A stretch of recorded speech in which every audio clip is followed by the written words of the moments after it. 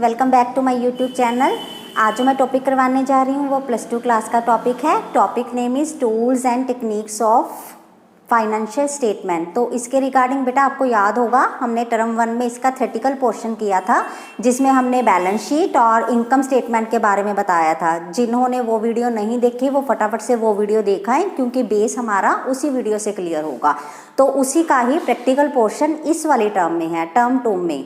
उसका नाम है tools and techniques of balance sheet. तो वो हम पहले ही कर चुके हैं कि फाइनेंशियल स्टेटमेंट हम क्यों चाहिए। हमें फाइनेंशियल स्टेटमेंट हमें ये पता करने के लिए होती है कि हमारी लायबिलिटीज़ क्या है, एसेट्स क्या हैं, कंपनी की डेट्स क्या हैं, कंपनी को क्या क्या मिलना है। हम कोई भी काम कर रहे हैं तो हमें ये तो देखना ही पड़ेगा ना कि हम कहाँ पे स्टैंड कर रहे हैं। तो उसके लिए हमें कई बार कंपेयर भी करना पड़ता है अपनी कंपनी का दूसरी कंपनी के साथ, या हमें कई बार क्या करना पड़ता है कि अपने ही 1 साल का कंपैरिजन दूसरे साल से करना पड़ता है। तो 2 तरह की इसमें बैलेंस शीट बनेगी और 2 तरह की आपकी इनकम स्टेटमेंट बनेगी। तो फाइनेंशियल स्टेटमेंट के टूल और टेक्निक्स में 2 आइटम्स होगी आपकी। एक हो गया बैलेंस शीट कैसे बन रही है और एक हो गया इनकम स्टेटमेंट कैसे बन रही है। बैलेंस शीट के आगे 2 फर्दर पॉइंट हैं। First one is your comparative balance sheet and other is your common size balance sheet. Same as income statement के भी 2 पार्ट हैं, comparative income statement and common size income statement. तो सबसे पहले हम थ्योरी पोर्शन में ये पढ़ेंगे कि ये क्या होते हैं, उसके बाद हम इसका प्रैक्टिकल स्टार्ट कर देंगे। तो first one is your balance sheet. अब बैलेंस शीट तो हम काफ़ी बारे लेक्चर्स में बता चुके हैं कि बैलेंस शीट हमारी फाइनेंशियल पोजीशन जज करने के लिए होती है कि हमारी एसेट्स क्या है, लायबिलिटी क्या है। At the end of the moment company ने ये देखना होता है whether our assets are equal to our liabilities. तो इसके 2 टेक्निक्स हैं। First one is your comparative. Comparative का मतलब क्या हो गया, कंपेयर करना मीन्स तुलना करनी। अब ये जो कंपैरिजन है ये आप कैसे करते हो कि जैसे अब 2022 चल रहा है, 2022 की बैलेंस शीट का आप 2021, 1998 किसी भी और साल के साथ क्या करोगे, कंपैरिजन करोगे, ताकि आपको ये पता चले कि उस टाइम पे हमारा शेयर होल्डर फंड क्या था, लायबिलिटीज़ क्या थी और उसके पहले हमें कुछ बच भी रहा था कि नहीं। मीन्स हमारा बिजनेस ग्रो कर रहा है तो किस रेशो में कर रहा है, तो हम कंपैरिजन से ही पता कर पाते हैं ये। Next is your common size. Common size का मतलब होता है कि हम अपनी कंपनी के ही देखते हैं कि डेट्स टोटल इतने हैं, इतने डेट्स टोटल लायबिलिटी के अकॉर्डिंग कितनी परसेंटेज है, टोटल एसेट्स के अकॉर्डिंग हमारी फिक्स्ड एसेट्स कितनी है, टोटल एसेट्स के हमारी हम करंट एसेट्स कितनी है। तो ये दोनों आपको क्लियर हो गए होंगे बैलेंस शीट का। अब इसके बाद same as income statement. Income statement में अपने पीछे वाली वीडियो में बताया था कि income statement as like profit and loss. ये जज करने के लिए होती है कि हमारी सेल क्या है, कॉस्ट क्या है, उसके पहले हमारे खर्चे कितने हुए हैं और एट लास्ट मोमेंट वेदर हमें प्रॉफिट हो रहा है या लॉस हो रहा है। तो सेम एज टेक्निक मीन्स क्या प्रोसीजर है। इसका प्रोसीजर क्या है कि हमने ये पता करना होता है कि हमने इसका कंपैरिजन भी करेंगे कि वही सेम कि 2022 में हमारे प्रॉफिट हो रहा है या लॉस हो रहा है एज कंपेयर टू 1998 या any other year. Same as common size, जिसमें आप अपने ही कंपनी के कि सेल के अकॉर्डिंग हमारा ग्रॉस प्रॉफिट कितना निकल रहा है, सेल के अकॉर्डिंग हमारे कितने हमने कंपनी में खर्चे किए हैं, एक्सपेंस कितने हैं, कॉस्ट ऑफ गुड्स सोल्ड कितनी है, एटसेट्रा। तो मेन 4 टेक्निक्स होगी। एक होगी आपकी, 2 होगी आपकी बैलेंस शीट की कंपैरेटिव एंड कॉमन साइज, और 2 होगी आपकी इनकम स्टेटमेंट की comparative and common size. Clear हुआ। ये हमारी फाइनेंशियल पोजीशन जज करने के लिए होती है बैलेंस शीट, और ये हमारा प्रॉफिट देखने के लिए होता है कि कंपनी को प्रॉफिट हो रहा है या लॉस हो रहा है। ये दोनों ही ट्रीटमेंट हमारी किसी भी फाइनेंशियल स्टेटमेंट के लिए, किसी भी कंपनी के लिए जरूरी होते हैं। तो इसमें से एक फाइनल क्वेश्चन आपको पेपर में जरूर आएगा पूरे 6 मार्क्स का।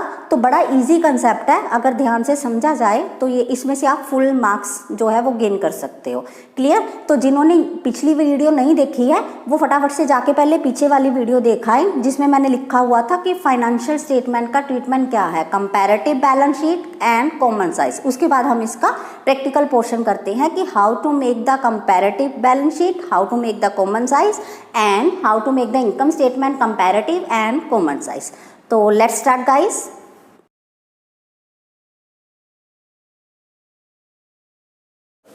हाँ जी स्टूडेंट्स, तो कंपैरेटिव बैलेंस शीट के लिए मैंने एक एग्जांपल एज्यूम की है ताकि मैं आपको अच्छे से समझा सकूं। कंपैरेटिव बैलेंस शीट का फॉर्मेट वही है जो हमने टर्म 1 में किया था, जिसमें हमने सारे बैलेंस शीट याद की थी। उसके पार्ट क्या थे, जैसे फर्स्ट पार्ट आपका इक्विटी एंड लायबिलिटी था, उसके अंदर सब पार्ट था share holder fund, long term borrowing and current liability. Share holder fund आगे हमारा दो तरह का था, share capital and reserve and surplus. Share capital में आप इक्विटी और प्रेफरेंस, रिजर्व एंड सरप्लस में आप जनरल रिजर्व हो गया, डिवेंचर एडमिशन रिजर्व हो गया, प्रॉफिट एंड लॉस हो गया। उसके बाद लॉन्ग टर्म बोरिंग में डिवेंचर्स और लोन हो गया। फिर शॉर्ट टर्म लायबिलिटीज में ट्रेड पेएबल हो गए आपके, means creditors and bill payable. ये सारा कुछ हम पहले कर चुके हैं टर्म 1 में, तो ये आपको आता ही होएगा। नहीं भी आता तो आप, कोई ऐसी बात नहीं है, पीछे वाली वीडियो देखो और उसको अच्छे से याद कर लो। वैसे एज सच कुछ नहीं है, क्योंकि ये सारा कुछ आपको गिवन होगा इन वाली टर्म में, ये सब कुछ आपको गिवन होगा। आपने बस ऐसे ही उठा के लिख देनी है अपने पेपर के ऊपर।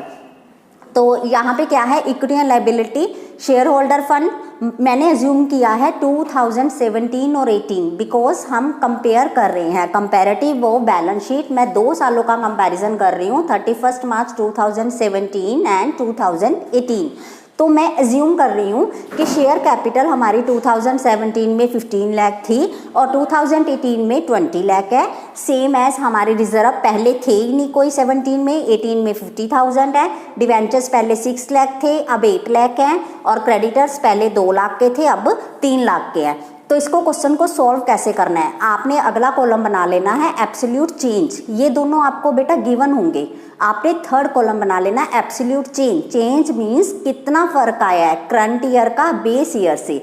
जो हमारा 17 है वो आपका बेस ईयर होएगा और जो आपका 18 है वो क्या होएगा, current year. Absolute change means अगर आप इसको सी डिनोट करते हो, इसको ए और बी डिनोट कर लेते हो, तो C is equal to B minus A, means कितना फर्क पड़ा है। तो 20 लाख में से 15 लाख माइनस करके आपका कितना आ गया, 5 लाख रुपये। और 50,000 में से 0 माइनस करके आपका कितना आ गया, 50,000। 8 लाख में से 6 लाख माइनस करके आपका आ गया 2 लाख रुपये।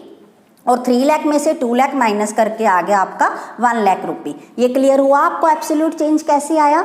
उसके बाद हमने क्या करना है, percentage of change. Percentage of change means जितना हमारी चेंज आई है over base year. Base year means first year का, ए सी अपॉन ए इंटू परसेंटेज का क्या लग जाएगा, 100। ध्यान रखना है कि हमने इसमें बेस ईयर लेना है। C means absolute change. अब इस क्वेश्चन में अगर हम देखें तो चेंज कितनी है, 5 लाख ओवर बेस कितना है, 15 लाख इंटू 100। तो ये 33.33% आपकी हो गई। तो ये आपको यहाँ पे शो करने की ज़रूरत नहीं है, यहाँ पे आपने सिर्फ परसेंटेज लिखनी है।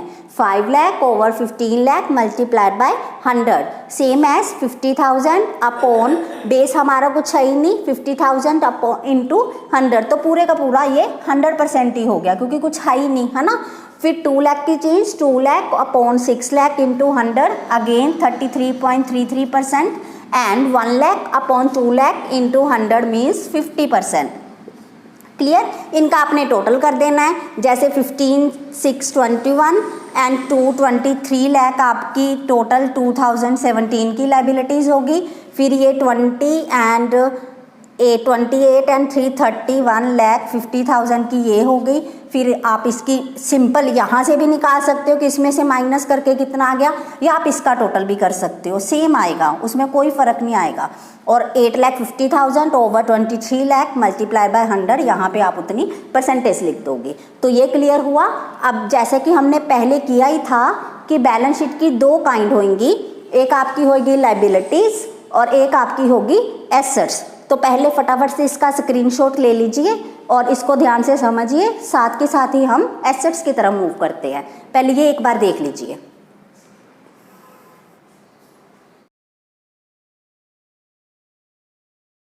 हाँ जी, तो आपने अभी पहले हमने देखा कि लाइबिलिटी साइड का टोटल किया होगा आपने, तो दूसरी साइड इसकी एसेट साइड है। तो इसकी भी मैंने वही एग्जांपल जो है वो आधी ऊपर थी, because our liabilities are equal to assets, तो तभी हम कंपैरिजन करेंगे ना बैलेंस शीट का। तो इसमें मैं एसेट साइड ले रही हूँ आपकी। एसेट साइड में हमारी दो मेजर साइड होती थी, जिसमें हमने नॉन करंट एसेट्स में टेंजिबल और इनटेंजिबल लेनी थी। ये सब कुछ हम पहले कर चुके हैं, तो आपके लिए बड़ा इजी है कि हम टर्म वन में वो सारी बैलेंस शीट अच्छी तरह से याद कर चुके हैं। अब सिर्फ हमने उसका थोड़ा सा ही क्वेश्चन निकालना है। तो टेंजिबल में मैंने दो एसेट्स एज्यूम की हैं, land and building and plant and machinery. Intangible में भी दो की हैं, गुडविल एंड करंट एसेट्स। तो पहले जो 2017 में हमारी एसेट्स थी वो 7 लाख थी, लैंड एंड बिल्डिंग, और अब 12 लाख है। और प्लांट एंड मशीनरी पहले 12 लाख थी, अब 18 लाख है। सेम एज गुडविल पहले 3 लाख थी, अब 0 नील। और पहले हमारी करंट एसेट्स 1 लाख थी, अब है 1,50,000। सेम एज जैसे हमने लाइबिलिटी में किया था, हम इसका क्या करेंगे, absolute change. Absolute change means current year minus base year. तो करंट ईयर की 12 लाख में से आप 7 लाख माइनस करोगे, कितना आ जाएगा आपका 5 लाख रुपी। और 18 में से 12 माइनस किए आपका कितना आ गया 6 लाख रुपी। जब आप नेगेटिव में से नील में से 3 लाख माइनस करोगे तो ये 3 लाख आ जाएगा। ये ब्रैकेट में लिखते हैं, इसमें माइनस का साइन नहीं लेते। जो भी टर्म हम ब्रैकेट में ले रहे हैं वो आपकी माइनस की टर्म होगी।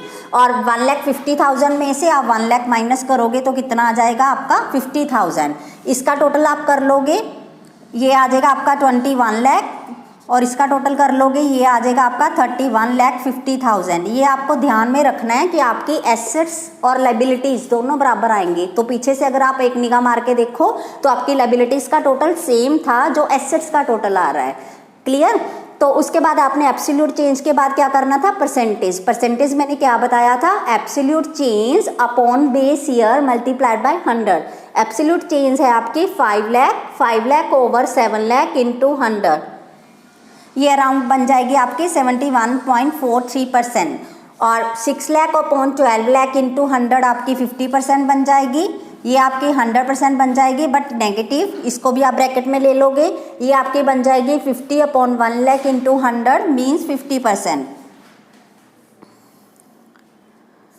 क्लियर? जब आप इसका टोटल करोगे और इसका टोटल करोगे ये बिल्कुल आपकी लायबिलिटी के टोटल के बराबर आएगा। मतलब ये चाहे आप यहाँ से ले लो, चाहे आप यहाँ से सीधा माइनस करके ले लो, चाहे आप यहाँ से माइनस करके ले लो, तो ये बिल्कुल सेम आएगा जो आपका लायबिलिटी का टोटल था। तो उससे आप क्या कर सकते हो, कंपैरिजन कर सकते हो कि आपकी कंपनी की बैलेंस शीट के अकॉर्डिंग आपकी लायबिलिटीज़ कैसे हैं, एसेट्स कैसे हैं। अब जैसे हमने जज करना हो तो हम देख रहे हैं कि हमारी जो एसेट्स हैं वो इंक्रीज है 2018 में। देखो यहाँ 7 लाख थी, यहाँ 12 हो गई, यहाँ 12 थी, यहाँ 18 थी, बट हमारी गुडविल क्या होगी, कम हो गई। तो हम ट्राई क्या करेंगे कि हम अपनी रेपुटेशन को बढ़ाएं, किसी तरीके से हम अपनी गुडविल को बढ़ाएं। तो ऐसे कंपैरिजन करने से हम ये कंक्लूजन पे पहुंच सकते हैं कि हमें किस चीज़ की कमी है जिससे हम अपने बिजनेस को ओवर एक्सपैंड कर सकते हैं। मेरा ख्याल से ये आपको क्लियरली समझ आ गया होगा। आप इसके 1-2 इलस्ट्रेशंस अच्छे से करें, बड़ा इजी क्वेश्चन है। और सबसे बड़ी बात है कि इसका जो फॉर्मेट था वो हमने टर्म 1 में क्लियर कर लिया था, हमें इतनी ज़्यादा मुश्किल नहीं आएगी। ये फॉर्मेट आपको दिया होगा, आपने एज इट इज़ ले लेना है।